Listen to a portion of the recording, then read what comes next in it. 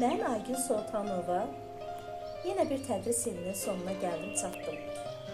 Bugün şagirdlərimdən yine ayrıldım.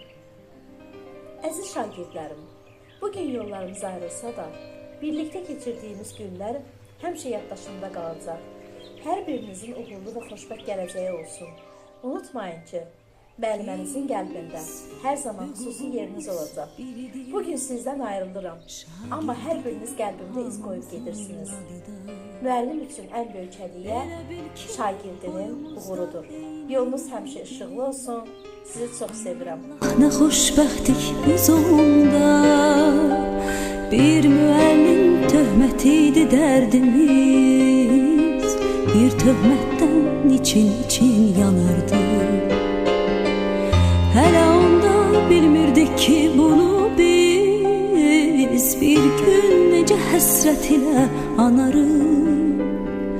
Dünya hələ bizim üçün nağıldı, min arzuna alışırdıq, yanırdıq. Özümüzü biz hamıdan ağır, özümüzü nə bəxtəvər sanırdıq. Məktəb illəri ömrümün ən şirin duyğulu qayğısız günləri, hər anı bir ömrə bərabər seyirli günləri, ən təmiz arzulu günləri. Məktəb illəri ömrümün ən şirin duyğulu qayğısız günləri, hər anı bir ömrə bərabər seyirli günləri, ən təmiz arzulu günləri.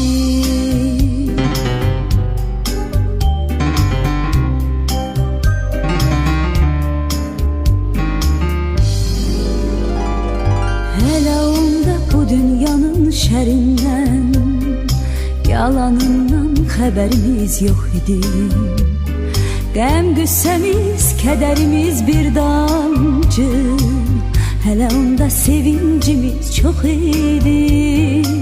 Yazılanı bir silgiyle pozmaqda bizim üçün nə asandı, nə asan. Xəbərsizdik ömrümüzə biz hələ, taley yazan pozulmayan yazıdan. Dünya hələ bizim üçün nağıldı, min arzuyla alışırdıq, yanırdıq. Özümüzü biz hamıdan ağır, özümüzü nə bəxtəvər sanırdıq. Məktəb illəri ömrümün ən şirin duyğulu qayğısız günləri, hər anı bir ömrə bərabər seyirli günləri, ən təmiz arzulu günləri.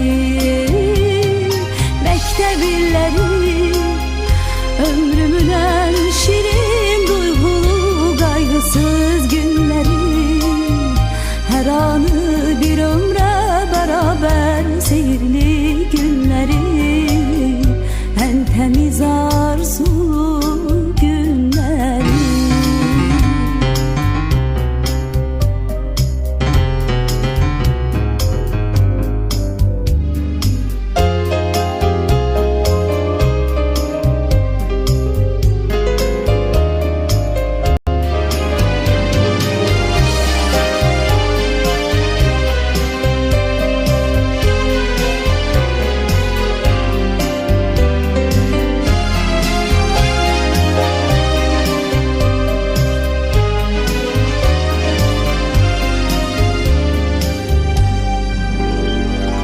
Məktəb illəri ömrümün ən şirin duyğulu qayğısız günləri, hər anı bir ömrə bərabər seyirli günləri, ən təmiz arzulu günləri.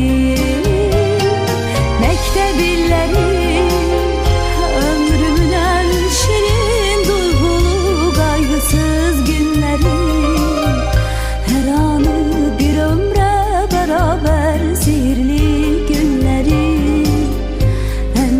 imza